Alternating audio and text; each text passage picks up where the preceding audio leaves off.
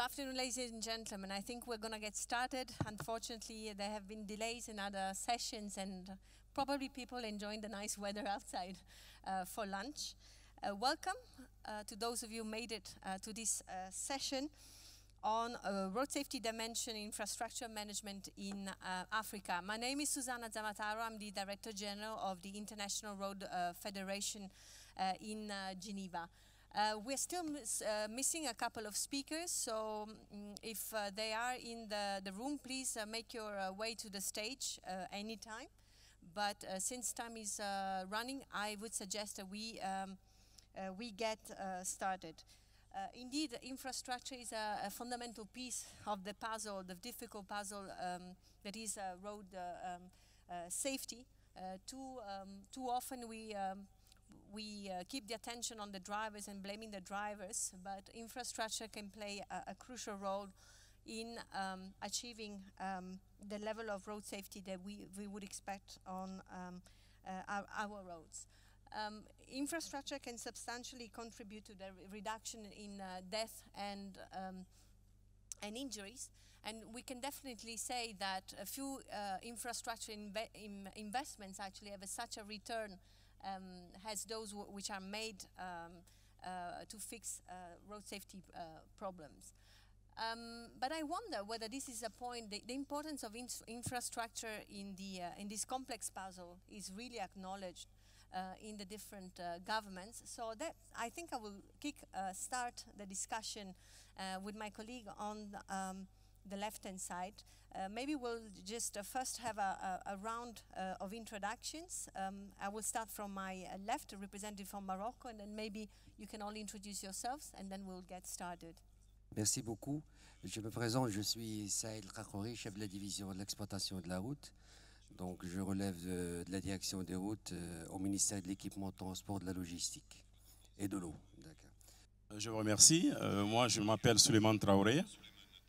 Je suis le directeur général du Fonds d'entretien routier de Guinée et président de l'association des fonds d'entretien routier africains, l'AFERA.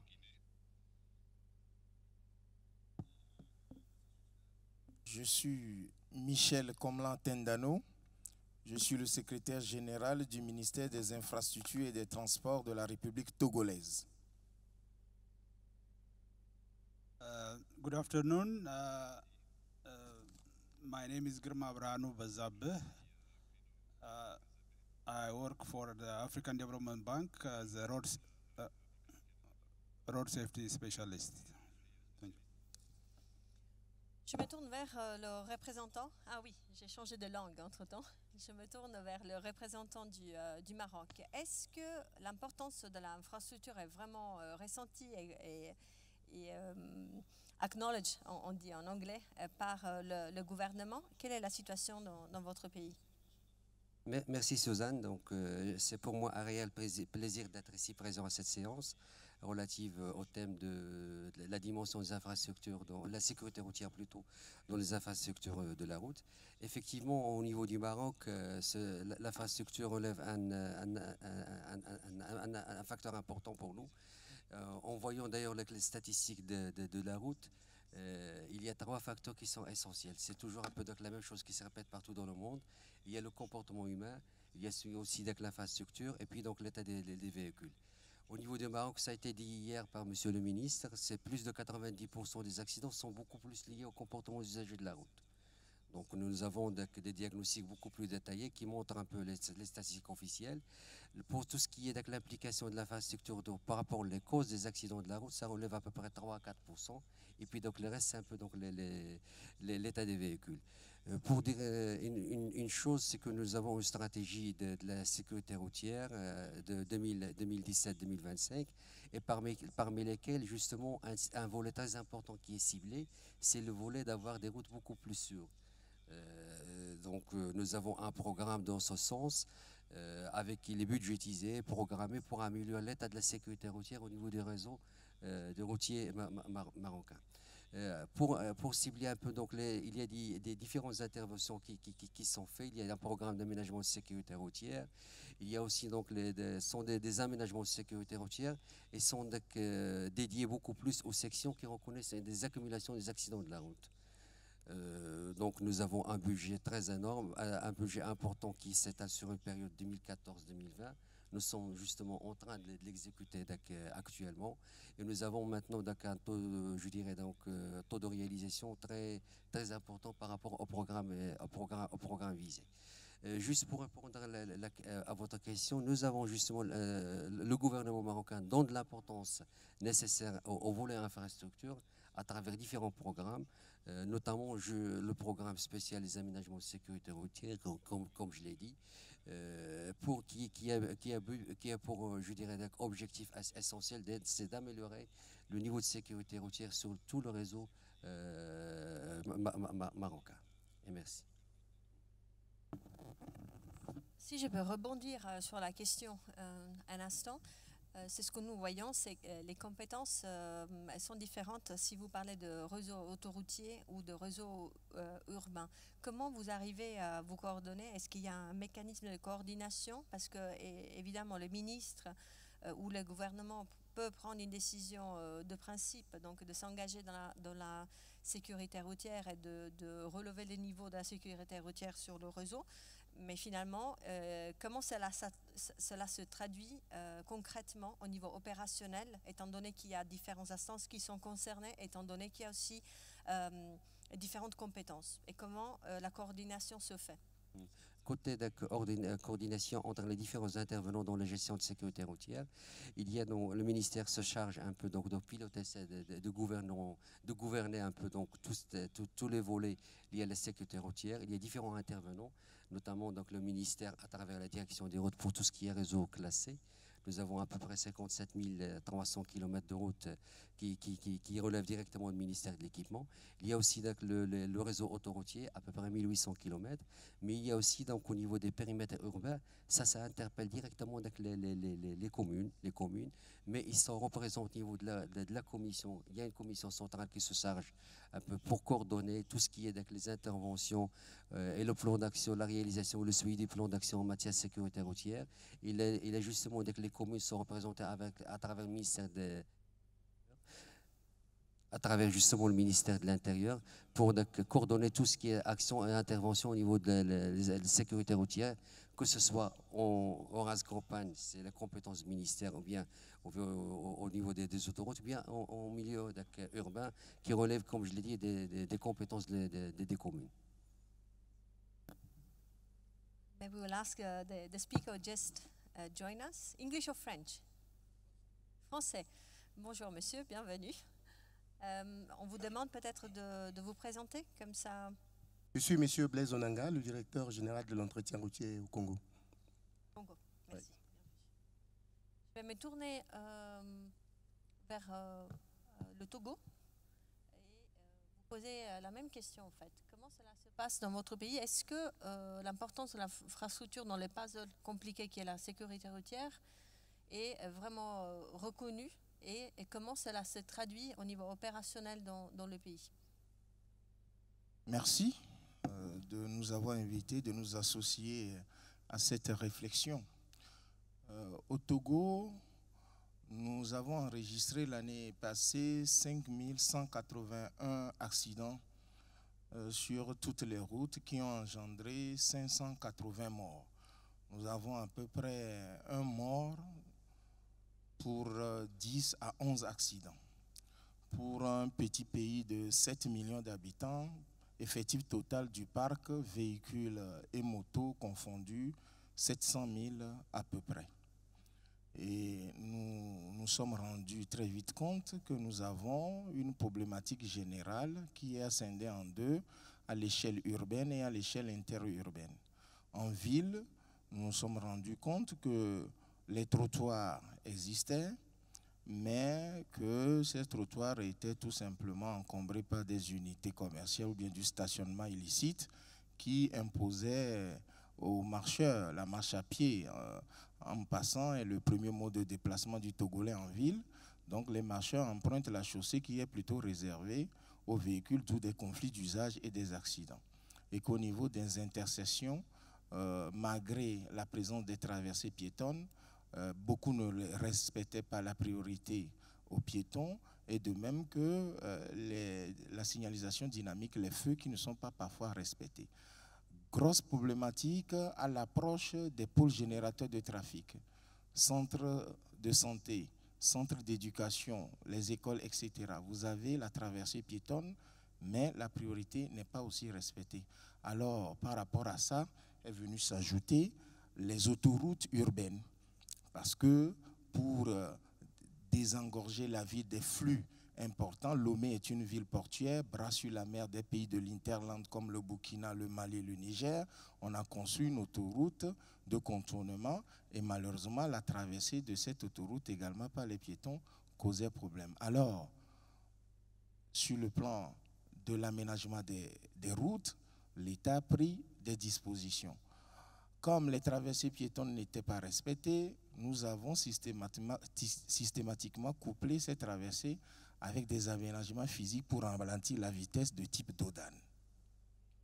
Mais on s'est rendu compte que ça ne suffisait peut-être pas aussi. Là, les réflexions sont en cours pour faire de la signalisation dynamique et même sonore à l'approche des écoles, à l'approche des centres de santé et des pôles culturels. Au niveau des trottoirs, nous sommes en train de penser, et c'est déjà prévu, à aménager des pylônes pour empêcher les véhicules de faire du stationnement illicite. Et puis les étalages commerciaux, la mairie a commencé par les déguerpir. Vous savez, c'est très très compliqué, mais ce sont les mesures qui sont prises. Maintenant, pour les autoroutes urbaines, nous pensons passerelles ou souterrains, mais de plus en plus, quand ces autoroutes, ces projets ont été validés, les autoroutes étaient carrément à la périphérie de la ville. Le temps de les construire, on s'est rendu compte qu'il y avait une partie importante de la population qui s'est installée au-delà. Du coup, au lieu d'être la frontière nord de notre ville, de Lomé, c'est devenu maintenant partie prenante de la ville. La traversée de cette autoroute urbaine engendre beaucoup d'accidents, d'où des réflexions également de voir si c'est une solution par passerelle, par souterrain, ou bien ce sont des traversées piétonnes à aménager et à coupler avec des aménagements de type Dodan, plus d'autres solutions.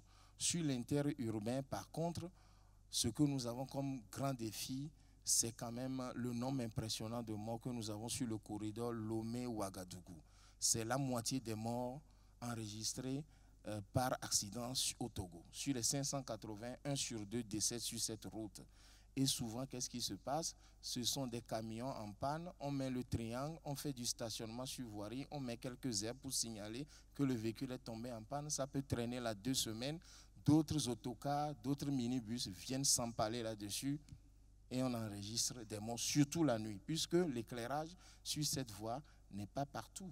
Alors, nécessité d'installer des fourrières, ce qui a commencé, pour que dès que vous tombez en panne, on dégage votre véhicule, on ne fasse plus de l'entretien mécanique sur voirie. C'est ce qui a existé avant. Donc des fourrières pour que systématiquement vous tombez en panne, on vous enlève, vous venez payer, vous récupérez votre véhicule, il y a un garage à côté et vous réparez votre camion là. Voilà un peu quelques réflexions et aménagements physiques que nous mettons en œuvre au Togo au niveau du ministère des Infrastructures et des Transports pour réduire nos 580 morts par an à la baisse jusqu'à ce que nous ne comptions plus de morts. Ça, ce serait l'idéal. Merci beaucoup. Je vais me tourner maintenant vers... yes, I'll switch into English. Turn to the representative of the African Development Bank. It's clear that, and I'm just coming out of another debate where we were saying how important it is to have political leadership and ministers who take the responsibility and take the risk sometimes of taking bold decisions. But once a policy and strategies are set, it is also important to translate them concretely into action. What is the role of the African Development Bank in that respect? Because sometimes what we hear, especially in our federation, is that countries come to us for help in terms of tools. And I pretty much know that I'm familiar with the work the African Development Bank has done. Maybe you can tell us a little bit more on how you support countries in terms of assistance and tools in delivering on the strategy and policies that they have set for their own countries. Okay, thank you very much for giving me this opportunity. Well, the African Development Bank has mainstreamed road safety since 2011, well, in response to the Decade of Action. And one of the activities that we did is to carry out the assessment, the regional assessment, how road safety, how countries are performing and what are the challenges, taking into account all the pillars to identify the gaps and critical gaps for us to focus on. We did through a questionnaire that was distributed to countries, and the study was concluded with a report actually which presents comprehensive information on the issues of the continental road safety problems.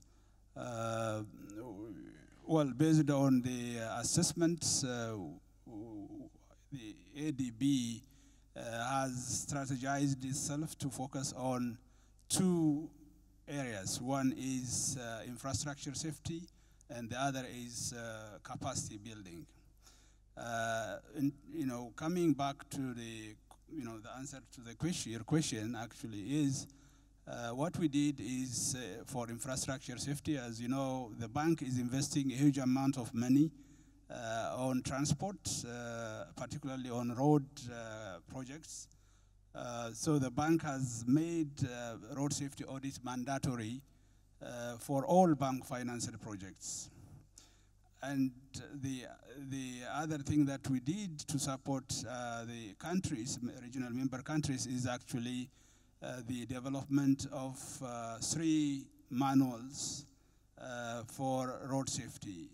These manuals help countries to really consider critically road safety issues from the conception of road projects, feasibility study, construction, design, construction, operation, as well as maintenance. So the first manual is road safety audit manual. This is for a manual that is used for new roads. It actually provides a step-by-step guide for practitioners to audit the design of the roads, the construction, and as well as the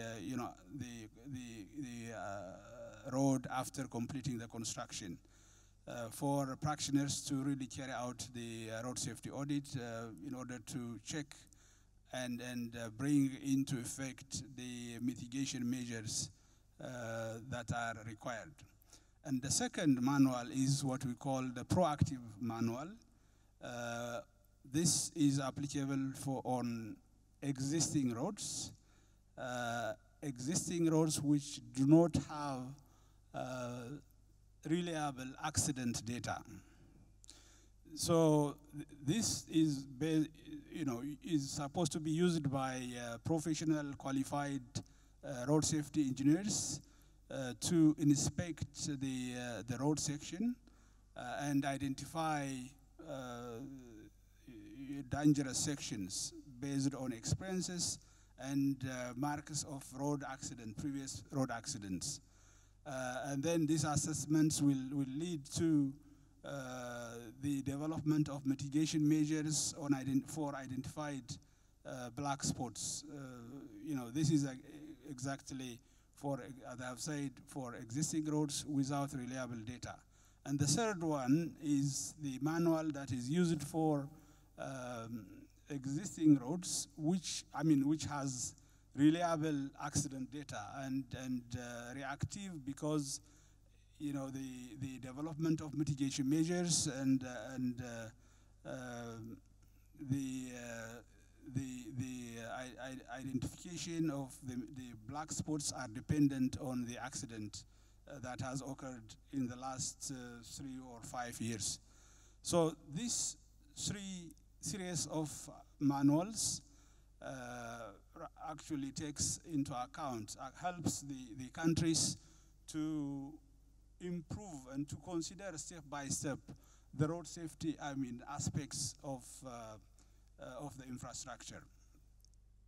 As you all know, the contribution of infrastructure is not that high as the human behavior. It's about 20% in terms of the contribution of road crash.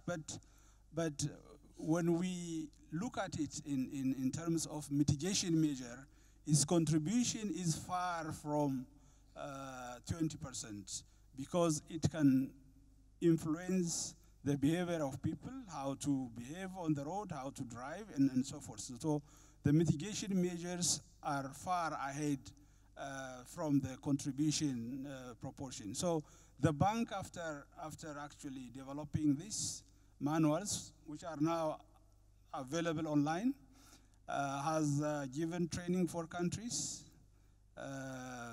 and about, I think, 17 countries involved in the training. And we have also had a workshop to disseminate the manuals, and more than 30 countries, head of road agencies of 30 countries have participated in the workshop. And we have distributed these manuals. They are available online. And it has been used by some countries, and we are still encouraging the countries to make use of these manuals. And the manuals are very comprehensive. It provides how the countries embed in their system, and it also provides the personal requirement, how to do, as I have said, the audit and the inspection and the black spot identification and treatment, and also monitoring, and also how to do monitoring after the implementation of mitigation measures. So I think it's very important, to get a response also from our panelists here, whether they are using these manuals. So it's available online. So I encourage you to use these manuals. They are very effective, and they were prepared on African conditions, for African conditions, based on a safe system approach. Thank you. Thank you, Mr. Bezabe. And I can only confirm what you're saying. I think it's an invaluable piece of work which has been delivered. I know some of the colleagues who have been involved in preparing that work. And I encourage, if you're not using them, to go and check it out, because it's very comprehensive, looking at all the aspects. I was a little bit afraid when I was listening to you about the percentage of the importance of infrastructure in the overall road safety puzzle, as I call it. But you're absolutely right. It goes far beyond the 20% you were referring to, because we know, and I see a couple of familiar faces and colleagues in the room that will be able to tell you more details how much we can reduce the severity of the injuries when proper infrastructure is in place. You have touched upon a couple of important points. We'll come back to that later on in the discussion. I want to make sure that in the half hour that we have left, we also tackle the issue of capacity building and audit. Mais je vais changer de langue maintenant, me tourner vers mes amis qui sont en charge plutôt de la maintenance. Parce qu'on ne peut pas parler d'infrastructure routière sans parler justement de maintenance et de l'importance de la maintenance. Je me tourne en particulier vers le président de l'association, c'est difficile pour moi de traduire ça en français, so African Road Maintenance Funds in Association. Quelles sont les criticalities, quelles sont les difficultés, les points, les noyaux que vous, en tant qu'association, une association très importante pour l'Afrique, vous voyez d'un point de vue infrastructure et donc surtout maintien de l'infrastructure? Je vous remercie de l'opportunité que vous nous donnez. Je voudrais d'abord, si vous le permettez, présenter rapidement l'association des fonds d'entretien routier africains, qui est une association qui a été créée depuis 2003, qui regroupe 34 pays africains et divisée en différents groupes focaux en fonction des différentes régions. Et notre objectif est justement de renforcer les relations, de renforcer la gestion des fonds destinés à l'entretien routier. C'est pour cette raison que nous avons un certain nombre de partenariats stratégiques avec des organismes comme l'Union africaine à travers la direction des routes, le SSATP et même l'IRF avec lesquels nous collaborons profondément.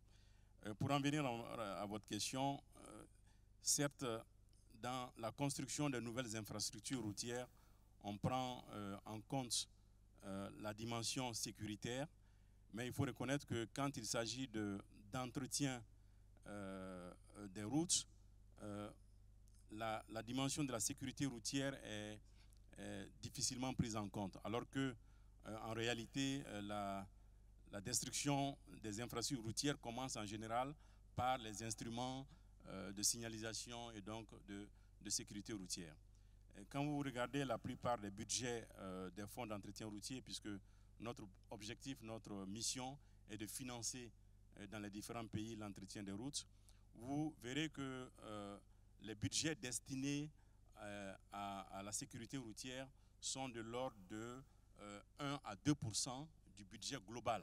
Donc, jusqu'à une période très récente, l'entretien, la dimension de la sécurité routière n'était pas vraiment prise en compte. Il faut dire que le budget des différents fonds d'entretien routier à travers les différents pays, ces budgets vont de 20 millions pour un minimum à 100 millions ou plus de 100 millions de dollars dans certains pays. C'est des budgets importants, mais les besoins sont 3 ou 4 fois plus grands que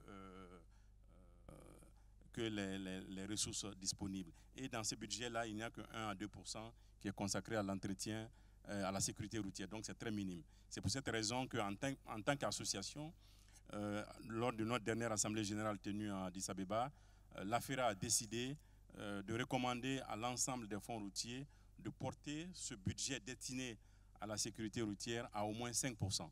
Donc, dans les budgets 2019 de nos différents pays, nous sommes convaincus que le budget relatif à la sécurité routière va être augmenté. La difficulté que nous avons aussi, c'est dans les différents pays, c'est les structures qui sont destinées à la sécurité routière.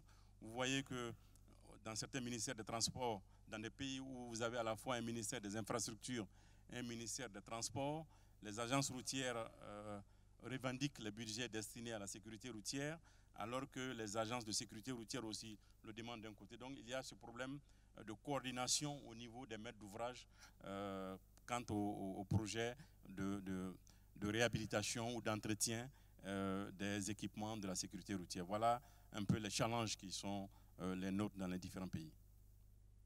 Je vous remercie. Je me retourne vers notre représentant du Congo. Français, c'est ça? D'accord. C'est clair qu'on n'a jamais suffisamment de ressources, surtout quand il s'agit d'entretien de la route. Donc la question qui me vient à l'esprit est justement comment vous faites comment vous établissez vos priorités, et est-ce que dans l'affectation des budgets, est-ce que vous faites une distinction entre mesures réactives ou proactives quand il s'agit de l'entretien de la route? Merci, madame. J'aurais pu commencer à remercier les organisateurs puisque mon chef de département l'a fait hier. C'est ainsi que je passerai joint sur cette disposition pour revenir rapidement sur votre question. Au fait, nous, l'identification des projets, le Congo dispose de ce que nous appelons le plan national de transport.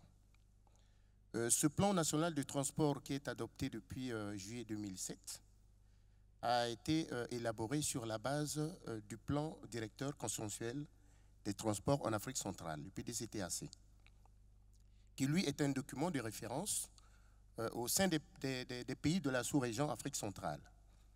Ce plan décline, qui examine tous les modes de transport, retrace en bonne place, n'est-ce pas, les priorités en matière des routes. Et ce dernier également aussi tire ses priorités à partir d'une EPAD, qui est au fait un plan global pour tout le continent. Donc nous l'avions étalé dans un premier temps pour 15 ans. Maintenant les 15 ans sont expirés, nous passons à 5 ans. Et c'est sur cette base, annuellement, nous avons déjà des priorités qui sont définies là-dedans. Supposons sur le plan sous-régional. Il est indiqué sur le plan sous-régional qu'à l'horizon, à court terme, nous devons faire en sorte que les chefs-lieux des États de l'Afrique centrale, les capitales des chefs-lieux des États de l'Afrique centrale, soient reliées par une route bitumée. Pour nous, c'est une priorité. Et nous devons parvenir à faire que Brazzaville soit reliée à Kinshasa, soit reliée à Libreville, soit reliée au Cameroun, soit reliée à Bangui. Et vous avez suivi le ministre hier, il a dit, nous sommes déjà suffisamment avancés sur cette question. Il nous reste, je crois, la distance la plus importante, c'est celle qui nous sépare peut-être de Bangui, qui est de l'ordre de 500 km, ce n'est pas énorme. Nous sommes en train d'avancer pour que, d'ici 2 ans, cela devienne une priorité, une réalité. La deuxième priorité chez nous, c'est faire en sorte que tous les chefs-lieux des départements soient reliés aux capitales politiques et économiques de notre pays. Donc, en dehors des villes de Pointe-Noire et de Brazzaville, qui sont considérées aussi comme des capitales, sur les 10 autres départements qui restent, nous avions réussi déjà à relier 9 départements. Il ne nous reste qu'un seul département de la partie nord sur quelques 400 km. Et la troisième priorité, nous disons que tous les chefs-lieux des départements doivent être reliés aux chefs-lieux des districts. Voilà donc, c'est sur cette base-là que nous sommes en train de travailler. Donc les priorités sont définies. D'année en année, nous mettons les budgets que nous réajustons, bien entendu, d'une année à une autre, et nous exécutons cela. À la fin de chaque exercice, nous faisons des évaluations et nous passons à l'exercice qui suit. Bon, quant aux dispositions, comme vous l'avez dit, proactives ou actives, je crois le représentant de l'AFD venait de le dire, nous avions pris part à l'atelier qui s'est organisé à Abidjan. Effectivement, c'était en 2016. Et nous sommes, au niveau du Congo, nous disposons de ces 3 manuels. Le premier manuel, comme il a indiqué, sur les audits, sur la sécurité routière. Le second manuel sur les approches proactives. Et le troisième manuel, effectivement, sur l'approche réactive. Comme je le dis,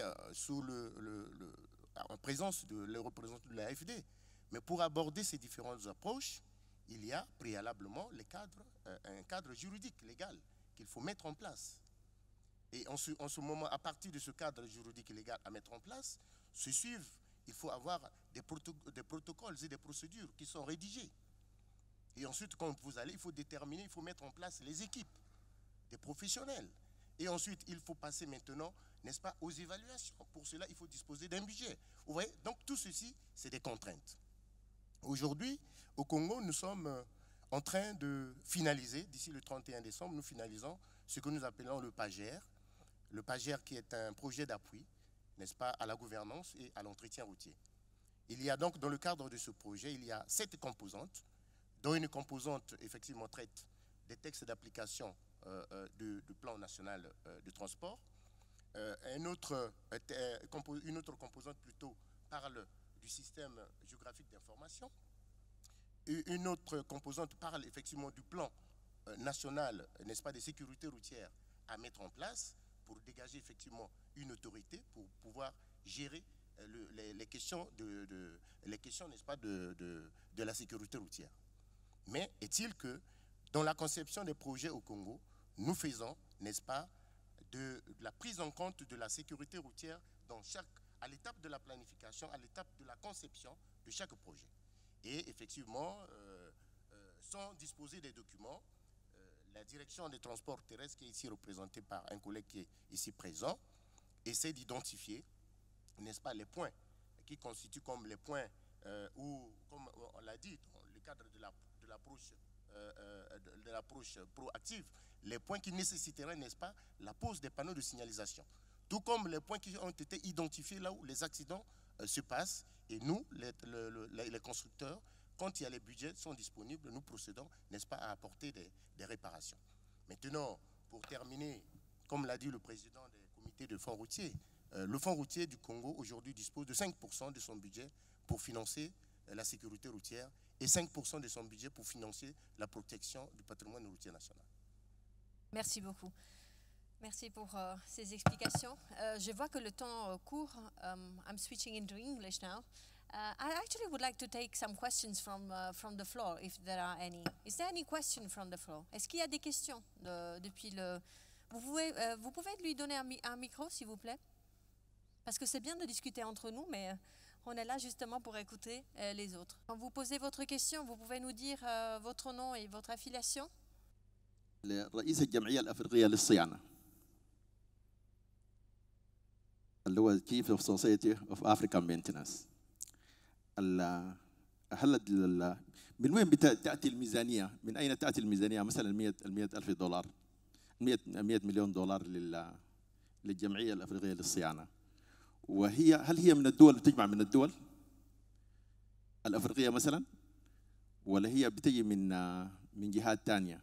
لأن أنا مدير الطرق في السودان، يعني ما حصل عندي أي كونتاكت معك في أنت كرئيس الجمعية الأفريقية للصيانة، يعني ما عندنا معك في السودان أي كونتاكت. يعني أنا مسؤول من الطرق في السودان، لو حصل في أي اتصال من أفريقيا بكون عارف. فهذا السؤال الثاني. شكرا جزيلا.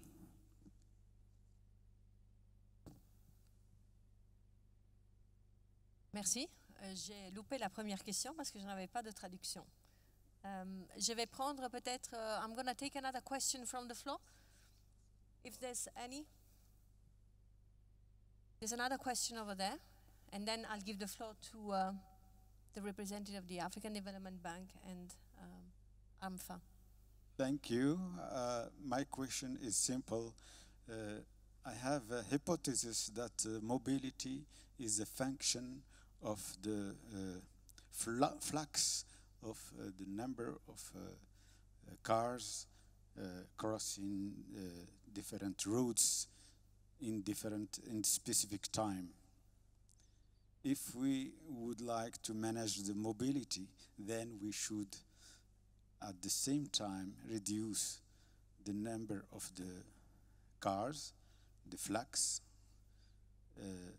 and at the same time we could raise the safety in the routes. Then the question is, another question is, how could we reduce the number of cars crossing routes during a specific time in a specific surface, in a specific region?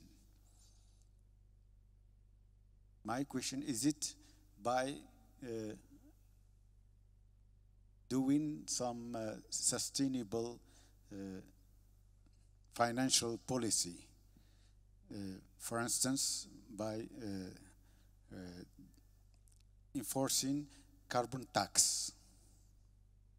If we raise the carbon tax, maybe we reduce the number of the cars sold in more and more cars. At the same time, we will reduce the risk of accident, because the risk of accident is a function of the flux of the number of the cars crossing a specific time in specific surface. Thank you. Thank you. So we will give the floor first to the African Development Bank to answer the first question of the representative from Sudan.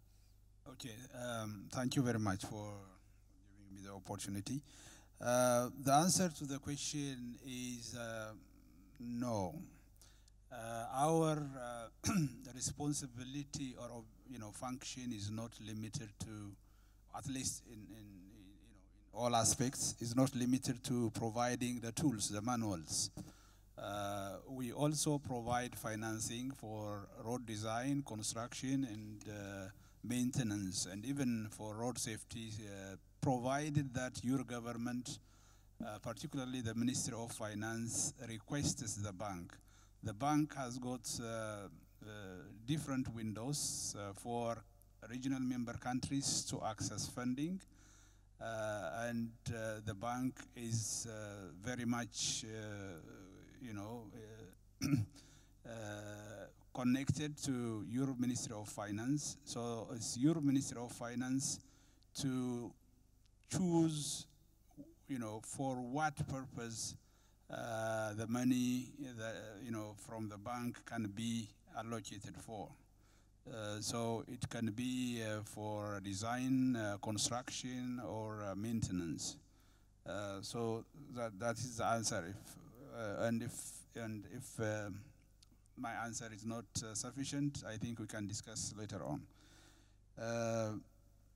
The other one, I think, if I continue about the concept that was raised in the second question, person who asked how to reduce. I think it's a very good concept. That is one of the method of reducing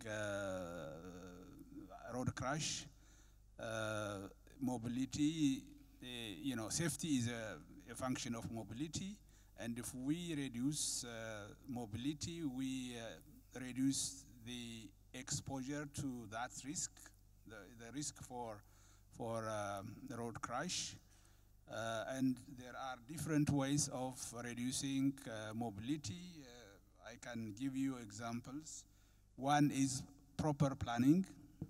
If we plan properly, urban areas, regions, so that, the travels are reduced, because people are traveling from one place to another place for some purpose. So if the origin and destinations are, limited, planned properly, then we can reduce mobility. So that by doing that, we can reduce road crash. And the other is by choice of mode. Like, for example, if we have buses rather than cars, then definitely we also reduce the risk of road crash. So that's true. Mobility, road crash is a function of mobility. Thank you. Je vais tourner au représentant de ARMFA pour répondre à la deuxième question du monsieur du Soudan. Je vous remercie, madame. La réponse à cette question, notamment sur, premièrement, les budgets que j'ai annoncés entre 20 millions de dollars et 100 millions de dollars, ce ne sont pas les budgets de l'AFERA, ce sont des budgets des différents pays qui ont un fonds d'entretien routier. J'ai dit que c'est une échelle que j'ai donnée. Il y a, dans certains pays, c'est 20 millions de dollars par an. Dans d'autres pays, c'est 50. Dans d'autres pays encore, c'est 100 millions. La principale source de financement des différents fonds d'entretien routier, c'est la taxe sur les produits pétroliers. Dans mon pays, par exemple, on l'appelle redevance d'entretien routier. Il y a un pourcentage qui est prélevé sur chaque litre vendu à la pompe et qui est reversé au fonds d'entretien routier. Alors, grâce au SSTP qui a aidé à la mise en place de tous ces différents fonds d'entretien routier de seconde génération dans les différents pays, il y a une procédure accélérée qui a été faite pour ne pas que ça passe par le budget de l'État qui soit lourd. Donc, c'est prélevé directement chez les sociétés pétrolières qui reversent sur les comptes du fonds d'entretien routier. Donc, ce n'est pas le budget de l'AFERA, ce sont le budget des différents fonds d'entretien routier pour les pays qui en possèdent. Évidemment, tous les pays, et j'en reviens un peu à la seconde question de monsieur du Soudan, tous les pays n'ont pas ces fonds d'entretien routier, tous les pays ne sont pas membres de l'AFERA. Je prenais contact par exemple hier avec nos collègues du Maroc pour leur demander quel est l'organisme de financement de l'entretien routier ici pour que nous puissions être en contact. C'est le cas au Congo où il y a un fonds d'entretien routier de première génération qui est en train d'aller vers un fonds d'entretien de seconde génération. Donc nous essayons de mettre une association avec un partenariat avec certains organismes comme l'Union africaine pour avoir une synergie dans les différents pays. Je ne connais pas pour l'instant, effectivement, le Soudan n'est pas membre. Je ne sais pas s'il y a un fonds d'entretien routier. Il y a forcément une caisse de financement de l'entretien routier. Mais notre objectif, c'est d'avoir cette synergie, ce benchmark entre les différents pays, parce qu'il y a un risque. Dans des pays, nous avons des fonds d'entretien de deuxième génération, et puis les gouvernements, vous savez, ont toujours besoin de ressources. Et là, puisque nous avons des ressources disponibles, après, il y a un glissement qui fait que certains fonds d'entretien routier disparaissent ou deviennent des fonds d'entretien routier de première génération. Donc c'est là un peu les missions que nous nous sommes données pour essayer de renforcer les structures des différents fonds d'entretien routier. Alors s'il y a une structure comme ça au Soudan, c'est avec plaisir que nous accueillerons cette structure au sein de notre association qui a un secrétariat exécutif qui est désormais ouvert à Addis Abeba et qui est en relation directe avec l'Union africaine. Et notre prochaine Assemblée générale pour les pays qui voudraient être membres se tiendra en Namibie au mois de mars prochain. Et c'est une occasion où tous les partenaires sont là pour discuter des possibilités de renforcement des ressources qui sont destinées à l'entretien routier dans les différents pays, parce que c'est ça le nœud de la question. Je vous remercie. Merci. Je vais me tourner vers le représentant du Togo, parce que je pense que vous faisiez référence tout à l'heure au développement qui se passe dans les pays, mais vous êtes appelé en cause par le monsieur qui a posé la question par rapport à la mobilité et la sécurité routière en fonction, comme fonction de la mobilité.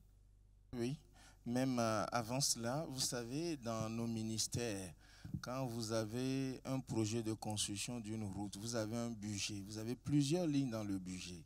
Et qu'est-ce qui se passe souvent? Quand vous avez un aléa dans l'exécution des travaux, la première ligne qu'on supprime souvent, ce sont des lignes relatives aux travaux confortatifs. Vous voyez, le nom même est un peu inadéquat. Confortatif, ce n'est pas le confort. Et là, on supprime les glissières, peut-être le terre-plein, on va faire peut-être une bande sans discontinuité au sol. On fait des économies sur des aménagements relatifs à la sécurité routière. Dans l'ordre, dans l'échelle des valeurs, on considère que la route elle-même, la chaussée est principale, les aménagements relatifs à la sécurité routière sont secondaires. Et c'est là où il y a un problème, puisque in fine, on se rend compte une fois que l'ouvrage est terminé, que ça coûte très cher de les avoir supprimés. Mais sur l'instant, quand vous êtes dans le dur, vous devez sauver les meubles. Vous allez à l'essentiel. C'est ça qui se passe. C'est pourquoi ce serait bien que, quel que soit le financement, souvent c'est sur ressources internes, des fois c'est complémentaire avec une banque ou c'est sur des dons, il faut que structurellement, on trouve un mécanisme pour que ce qui est dédié à la sécurité routière, quels que soient les aléas de l'exécution, soit toujours maintenu. Parce que le contre-coup vient une fois que l'ouvrage est réalisé. Sur la deuxième question, je comprends bien le monsieur, j'ai dirigé la société des transports par autobus de Lomé durant 5 ans. 0 mort durant les 5 ans à l'intérieur des bus.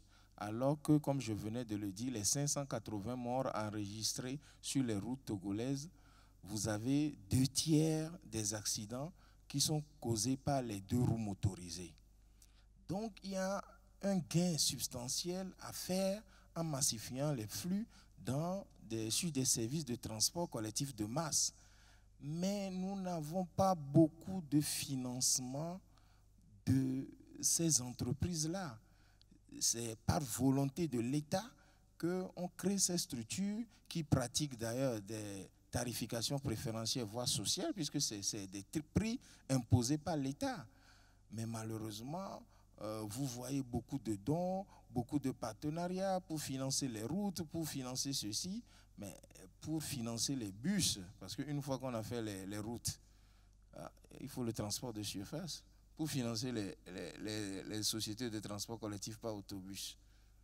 Vous ne voyez pas beaucoup de financement, c'est peut-être aussi là une dimension qui doit retenir notre attention dans nos réflexions. Merci. Merci. Je pense qu'on pourrait passer une journée entière à discuter que de cette question. Essayons de rester focalisés parce qu'on est déjà on a déjà épuisé notre temps. Je vais vous garder encore 10 minutes davantage pour aborder des questions qui étaient touchées tout au début, mais sur lesquels on n'a pas encore vraiment eu l'occasion de discuter. J'ai entendu par les représentants des pays ici beaucoup de plans de développement, etc. Beaucoup de mesures réactives souvent, c'est après qu'on se rend compte. Et c'est là que je vais amener la question de l'audit. L'audit que, comme vous savez maintenant, est devenu un des indicateurs au niveau international et sur lesquels même les banques, et la Banque mondiale en premier, ont changé les politiques qui s'appliquent à la gestion des projets pour en faire une priorité. L'audit, nous recommandons de le faire au moins à 2 stades d'intervention, donc dans la phase de design, en français c'est conception, et une année au moins un autre audit en phase d'ouverture. Est-ce que c'est une réalité? Est-ce que ça commence à devenir une réalité dans vos pays ou on est encore loin? Et si ce n'est pas une réalité, qu'est-ce qu'il faut mettre en place pour que gentiment on avance? Parce que là, c'est une partie fondamentale de la chaîne pour qu'on puisse vraiment arriver au niveau de sécurité qu'on a en tête. Je vais commencer par le représentant du Maroc, s'il vous plaît. Merci beaucoup. Effectivement, concernant cette question un peu donc de manière donc choisir un peu donc les programmes d'intervention, nous utilisons un peu tout ce qui est avec les outils de l'ingénierie et de la sécurité routière. Comme vous l'avez dit, il y a donc les méthodes réactives, c'est les méthodes que nous utilisons donc le plus souvent pour identifier nos programmes d'intervention. Mais il y a aussi, nous avons commencé à introduire, comme vous l'avez dit, l'audit de sécurité routière qui est une approche proactive. Nous avons effectivement effectué des formations dans ce sens. Nous avons formé une équipe à peu près d'une 20aine de personnes concernant à la fois l'audit de sécurité routière, mais aussi l'inspection de sécurité routière. Il y a un projet qui est en cours de montage qui sera financé par la banque, la BIT, la Banque de développement international de développement, pour justement réaliser des missions d'audit de sécurité routière sur un linéaire d'à peu près 1600-1700 km, à la fois de routes qui est marocaines, en commençant par la frontière avec l'Algérie. Ce sont des routes transmaghrébines qui commencent avec la frontière avec l'Algérie jusqu'à le sud du Maroc. C'est à peu près donc un linéaire, comme je l'ai dit, de 1700-1800 km. C'est un projet qui est en cours de montage. On va le commencer, je pense, début de l'année prochaine. Donc, par rapport à la question aussi des manuels que nous utilisons, effectivement, nous avons pris connaissance de tout ce qui est manuel établi par la BAD. Il y a différents types de manuels qui ont été cités par nos collègues un peu de la BAD. Nous avons adapté par rapport au contexte marocain. Nous avons, je dirais, donc, des manuels beaucoup plus adaptés par rapport à tout ce qui est comment réaliser les missions d'inspection routière, mais aussi par rapport à comment mener des missions d'audit de sécurité routière. Donc c'est un projet sur lequel nous comptons beaucoup. Nous devrons le démarrer début de cette année 2019 pour avoir un audit, pour introduire cette approche qui j'espère, va améliorer tout ce qui est la sécurité routière au niveau du réseau routier marocain. Par rapport à ça, il y a une directive qui est en cours je dirais donc d'être élaborée par le ministère. Donc c'est une directive interne qui sera adressée aux directions régionales, directions territoriales, justement pour à la fois donc les sensibiliser cette question un peu donc comment mener les missions d'inspection, comment aussi réaliser les missions d'audit d'inspection, d'audit de sécurité routière. Ça sera finalisé dans les prochains jours pour justement donc commencer à introduire l'audit de sécurité routière. Et merci. Merci. Comment cela se passe à ma droite, au Togo?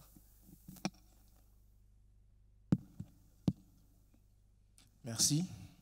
Mais comme les études d'impact sur l'environnement, études d'impact environnemental, social, économique maintenant, nous tenons compte de ces audits. D'ailleurs même, ce sont des parties des projets que nous concédons à des bureaux, puisque en interne, c'est maintenant qu'on envoie des gens pour se faire former.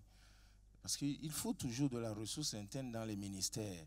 On a beaucoup privatisé, mais les accointances entre les bureaux extérieurs et les sociétés de BTP font que des fois, on vous dit que tout va bien, Mais à y regarder de plus près, parfois il y a des dysfonctionnements. Donc avoir des experts en interne, in situ, pour vérifier que tout s'est bien passé, c'est aussi primordial. Donc parallèlement, on envoie des gens en formation, mais l'audit est réalisé.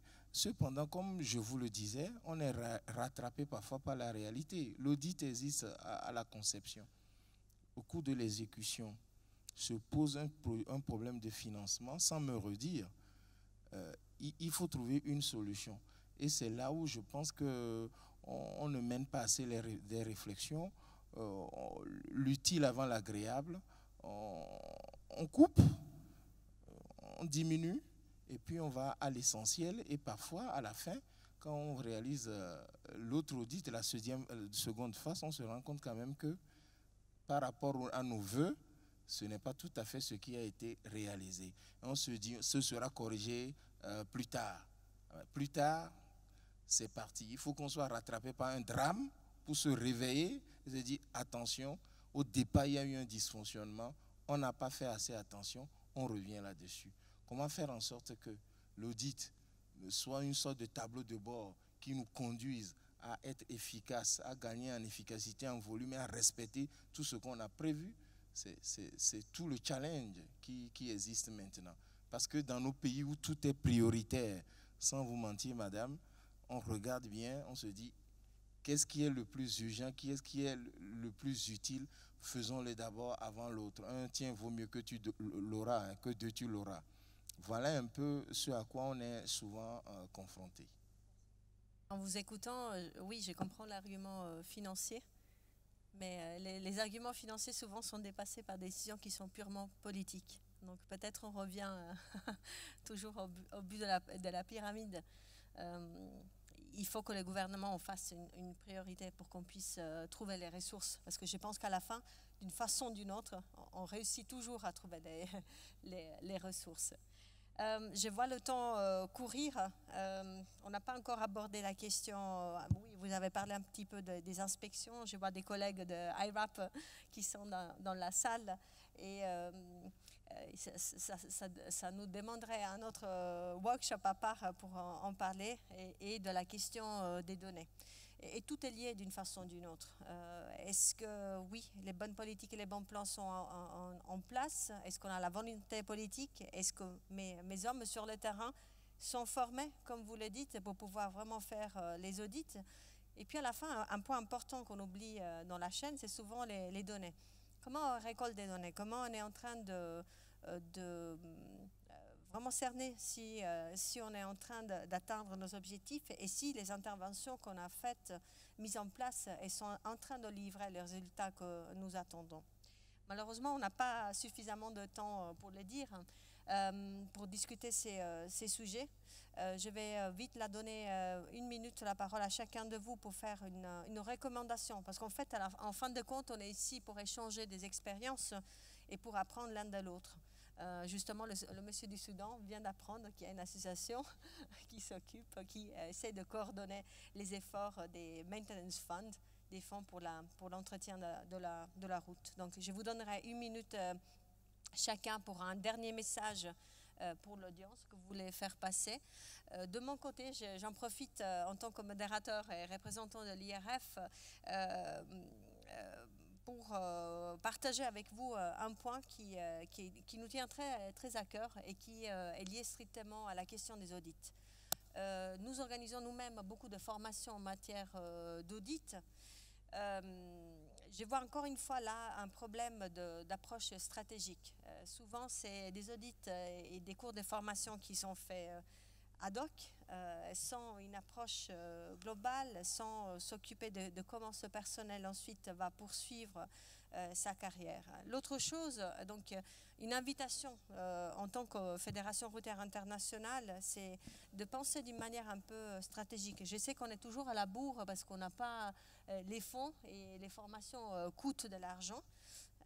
mais essayer de prendre cette approche un peu stratégique, qui veut dire aussi, au lieu d'organiser des formations ad hoc tout le temps, pourquoi n'investir pas, et là je prends les banques dans la discussion, parce que ça fait partie de leur mission aussi de soutenir ce genre d'efforts, et penser à créer des systèmes d'accréditation, d'agrément, non, comment on dit en français, des auditeurs au niveau national. Je trouve qu'il faut couper un peu cette dépendance toujours de l'expertise externe, qui est extrêmement importante au début, quand vous formez les gens. Il faut commencer à construire dans les pays vos capacités, et donc de penser à construire des systèmes d'accréditation nationale, comme ça se fait au niveau de UK avec SORSA, comme cela se fait en Australie, pour que la compétence reste dans les pays, plutôt qu'être toujours dépendante d'un appui de l'extérieur. Ça, c'est la recommandation que moi, je me sens de vous laisser. Nous aidons certains pays en Afrique en ce moment aussi, mais ailleurs, même en Europe de l'Est, dans cet effort. Et c'est un effort qui semble parfois gigantesque, un peu difficile au début, mais petit à petit, on arrive à mettre ces pièces en place, et vous verrez, il y a des systèmes qui se mettent très vite en place. C'est pas si compliqué. Avec ceci, je commence à... I will start from my right. You have one last message to give to the audience. Okay, thank you very much, Susan. Well, I start with what you've already talked. The bank has already taken that into action. Well, capacity is a very critical issue in Africa. One of the problem why our road safety activities are not going forward is because of critical capacity problem at technical and managerial level. And whenever we do not have critical mass of professionals, politicians, decision makers, do not have any sounding reason to, get committed. So this is well understood by the bank. We have been engaged in different countries by different road safety interventions, and we have had difficulties of implementing those interventions. So now, recently, we have redesigned, thought about the issue of capacity building. We have been focusing, on piece-by-piece basis, but now we have started another approach that is creating a regional center of excellence for road safety. This actually is a center that is created, by selecting existing institution, building the capacity of the existing institution, and then train trainers, and also then, of course, train professionals. Not only infrastructure safety, all aspects of road professionals, vehicle safety specialists, road behavior specialists, driver licensing, emergency medical services, people, and so forth. So right now, currently, we have made dialogues with different countries, and 2 countries, one from Central Africa, Cameroon, and one in Eastern Africa, Tanzania. We have made a dialogue, and we have agreed with the 2 governments to create regional excellence centers in these countries. And projects are being prepared, and we hopefully the bank board will approve it, and we are proceeding in that direction. And we are also making efforts to create such regional centers in other African regions. And we are also calling other development partners to join us because financing is very important. It is a huge effort, but a very sustainable one. So I request development partners, countries to really get engaged in this practice. Thank you very much. I'm going to change side. Congo. One last message. The audience, if you want.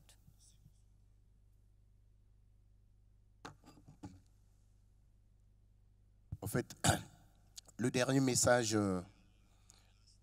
que je peux recommander à cette occasion, il ne peut pas être loin de ce que je crois un orateur là hier, un représentant de la Banque mondiale, avait demandé que tous les pays s'engagent résolument à faire en sorte que leurs plans nationaux qui s'inspirent du plan africain pour la décennie d'action en faveur de la sécurité routière, qui était de 2011 à 2020. À la date d'aujourd'hui, quand on fait le bilan, on voit bien que beaucoup de pays africains sont loin, pendant que cette période est en train de s'expirer. Beaucoup de pays n'ont pas encore mis en place leur plan national de sécurité routière. Et effectivement, c'est dans le cadre de ces plans qu'il y a beaucoup de dispositions qui sont là-dedans. Et derrière ces dispositions, nous pouvons poursuivre, atteindre certains objectifs. Ça, c'est d'abord le plus simple. Voilà.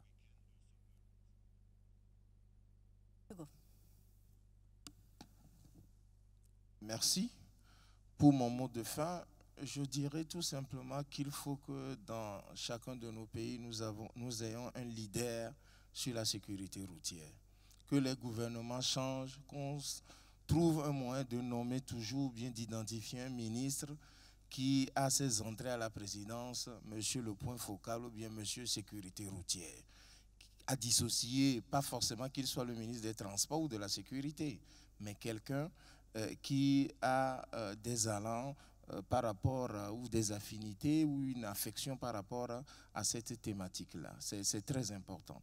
Deuxième chose, je pense que quand vous regardez les chiffres, les milliards que nous dépensons pour la construction des routes, nouvelles routes ou reconstruction des anciennes routes, les milliards mobilisés au niveau des fonds d'entretien routier, qui ne suffisent pas, je le reconnais, si depuis longtemps, on mettait un peu les 5% dont a parlé le président de la FERA et qu'on les utilisait vraiment à bon escient, je pense qu'on serait à des niveaux plus élevés en matière de sécurité routière aujourd'hui un peu partout. Malheureusement, la coordination manque parfois, la formation, nous avons une grande difficulté. Le transport n'est pas une discipline universitaire comme l'économie, le droit dans nos universités. Pas de personnel, de cadres très bien formés, parce que c'est en cours formation de transport que vous avez le cours sur la sécurité routière, souvent. Et comme ce n'est pas une discipline, il faut avoir eu la chance de partir ailleurs, d'avoir bénéficié, comme vous le dites, d'une formation spécifique pour avoir les rouages, les rudiments nécessaires. Je pense qu'il faut envoyer les cadres se faire former aussi sur la matière afin que les réflexions soient en amont de nos projets. C'est très essentiel. Et puis je finirai par le développement quand même du transport de masse. Les aménagements sur la voirie ne vont pas tout résoudre. Un beau jour, il faut que, aujourd'hui au Togo, nous avons 2/3 des morts qui sont dus aux 2 roues motorisées. C'est vrai qu'il y a quelque chose à faire. Il faut que le bus, un jour le tram, le métro, pour ceux qui l'ont déjà, c'est tant mieux. Pour ceux qui ne l'ont pas, puissent être des solutions alternatives aux moyens individuels de déplacement dans des pays où les villes s'étalent. Nous n'avons pas l'habitude de construire dans la verticalité. Des villes qui étaient à 10 km du centre-ville, aujourd'hui on est à 20 km, 25 km d'étalement. Les temps de parcours, les distances de déplacement se rallongent. C'est lié mécaniquement, c'est mathématique, avec ces cohortes d'accidents et de morts sur les routes. Donc c'est une solution globale, il n'y a pas un seul élément à développer. J'espère que dans nos pays respectifs, nous allons mobiliser tous ces acteurs et toutes ces dimensions pour que dans quelques mois, quand on va se retrouver, nous ayons fait des pas de géant. Merci. En tout cas, vous pouvez compter sur nous. Vous avez des amis maintenant. Je me tourne vers le président de AMFA pour un dernier mot, un message. Merci madame. Comme vous le constatez, la question du financement de l'entretien routier, y compris de la sécurité routière, reste entier dans nos différents pays. Les financements sont très rares. Quant à la sécurité routière, au niveau, nous, à FERA, en tant qu'organisation, nous avons pris les devants pour demander à nos différents pays de remonter le taux qui est consacré à la sécurité routière. Donc, dans chacun des pays, on a recommandé à ce que les fonds d'entretien routier consacrent 5% au moins aux questions de sécurité routière. Mais le challenge aussi appartient aux différents gouvernements, aux différents pays, premièrement en créant des agences de sécurité routière dédiées et secondo en améliorant la programmation. Parce que comme l'a dit monsieur le secrétaire général tout à l'heure, une question est de trouver les financements, une question est de faire une bonne programmation des projets à financer. Et nous, les fonds d'entretien routier qui n'avons que la charge du financement, nous regrettons très souvent la qualité des projets qui sont présentés. La dernière chose que je voudrais dire, c'est la question des données routières, y compris les données de sécurité routière, qui sont très approximatives dans la plupart des pays, qui sont une vraie problématique. Et en cela, je pense que, en tout cas nous, en ce qui concerne les fonds d'entretien routier, nous savons compter sur la collaboration des organismes de financement comme la BAD, parce que chaque fois dans les projets de construction de nouveaux projets, les concertations qu'ils ont avec le fonds d'entretien routier, nous mettons un certain nombre de conditionnalités au niveau des gouvernements en termes d'appui budgétaire ou d'augmentation des ressources des fonds d'entretien routier, et même souvent sur les données routières en demandant le nombre de linéaires entretenus chaque année pour que nous produisions avec la Banque mondiale d'ailleurs, qui aujourd'hui collabore avec la FERA pour transmettre ces données routières. Donc ce sont des mécanismes aussi pour renforcer la production des données routières. Donc voilà ce que je voudrais dire en dernier mot et dire que tous les pays qui ont une source de financement de l'entretien routier peuvent rejoindre la FERA parce que comme ça, forte, nous pouvons être des organismes autonomes de financement en garantissant une traçabilité. Je vous remercie. Merci. On va terminer avec le pays qui nous accueille aujourd'hui, le Maroc. Merci Suzanne. Comme dernier mot, concernant un peu certaines recommandations, j'ai 2 ou bien 3 recommandations, donc c'est un peu les mêmes questions qui se répètent, un peu tout ce qui concerne le système de collecte des données. Il y a des chantiers qui sont en cours avec différents organismes au niveau Euromed ou bien différentes instances pour justement donc relever les défis et bien améliorer tous ces systèmes de collecte des données qui est en quelque sorte la base.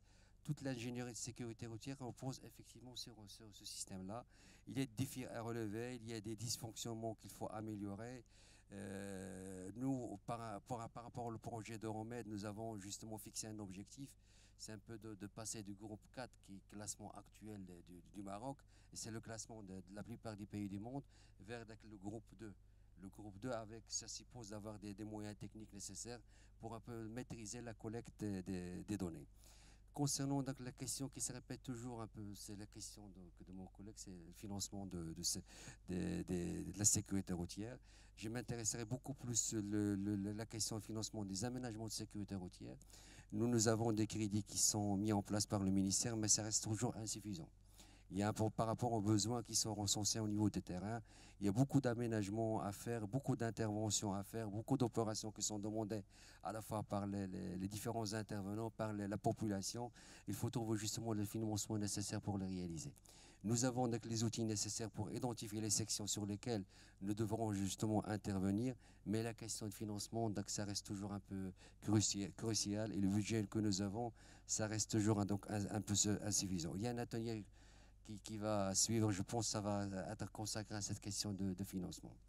Donc un dernier point, j'aimerais juste un peu donc revenir un peu donc à notre collègue de la BAD. J'aimerais bien que le Maroc un peu participe à la création d'un centre d'excellence comme les différents pays. Donc c'est un souhait que je mettrai personnellement. C'est pas du tout donc le gouvernement marocain, mais c'est personnellement et donc un souhait pour collaborer dans ce sens. Un dernier point d'information, je profite de l'occasion pour le faire. Ça concerne un peu donc l'adhésion du Maroc au projet du LRAP. C'est l'International Road Assessment Programme. Il y a M. Steve Collet, Steve Lawson qui est présent avec nous ici.